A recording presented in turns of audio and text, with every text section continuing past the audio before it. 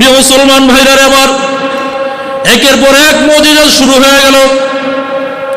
আল্লাহর নবীকে নিয়ে যখন হালিমা বাড়ির দিকে রওনা হয়, হালিমা খুব চিন্তিত।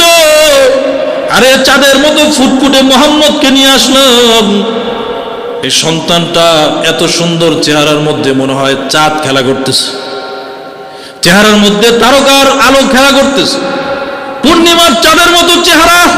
আমি যদি এই সন্তানকে দুধ পান করাইতে না পারি, ঠিক মতো খাবার দিতে না পারি, তাহলে তার এই শরীরও ঠিক থাকবে না এবং স্বাস্থ্যও ঠিক থাকবে না। আল্লাহর কাছে দোয়া করো, মালিক আমি যেহেতু এই সন্তানকে দত্তক নিয়ে আসছি তোমার উপরে ভরসা করি, ওগো আল্লাহ এই সন্তানের খাবারের ব্যবস্থা বন্দোবস্ত তোমার কুদরতিভাবে তুমি ফয়সালা করে দাও। হালিমাতুস সাদিয়া বলে, আমি যখন মুহাম্মদকে নিয়ে রওনা হলাম,